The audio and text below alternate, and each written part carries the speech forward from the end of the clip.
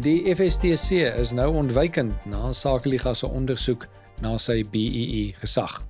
Die Finansiële Sektor Transformasieraad, die FSTC, het ontwykend gereageer op Sakeliga se versoek dat hy bewys lewer van sy gesag om BEE verslagdoening te eis.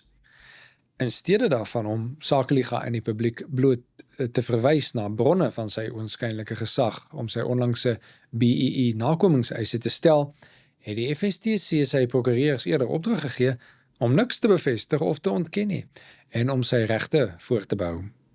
Die FSTC het in Maart daarop aangedring dat alle finansiële dienste instansies, van individuele makelaars tot groot maatskappye, teen 28 Junie bewys lewer van hul BEE status.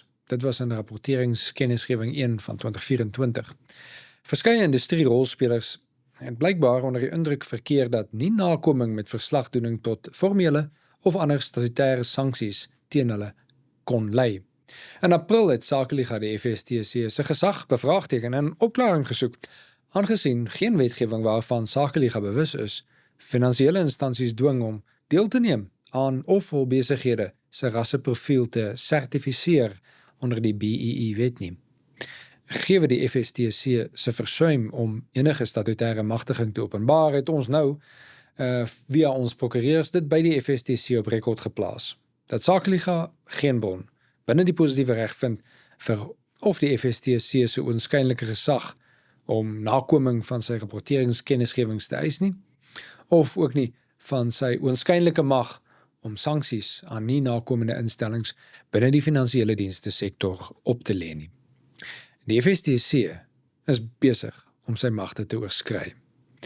Ons het die FSTC ook ingelig dat ons sy nakoming van ons inligtingsversoek onder die wet op die bevordering van toegang tot inligting nou afwag teen 31 Mei.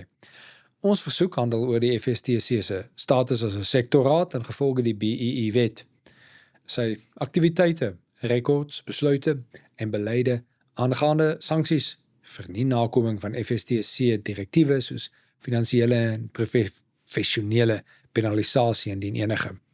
En laastens ook al sy samewerking met die finansiële sektor gedragsowerheid, die FSCA, die BEE-kommissie, die voorsorgowerheid of die Prudential Authority en die Departement van Handel, Nywerheid en Mededinging.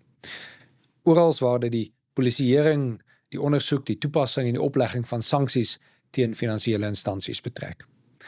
Met betrekking tot BEE, bly Sakeliga se standpunt dat die openbare belang die beste gedien word wanneer besighede 'n strategie van maksimum haalbare nie nakoming van die regering se nadelige BEE-beleid en sy eise vir BEE verslagdoening volg.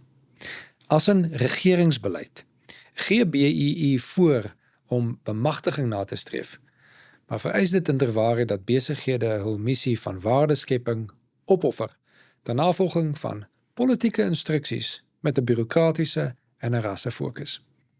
In steede daarvan om oor gemeenskappe heen waardeskepende ekonomiese samewerking aan te moedig, verhoog BEE laag op laag die strukturele koste van besigheid in Suid-Afrika.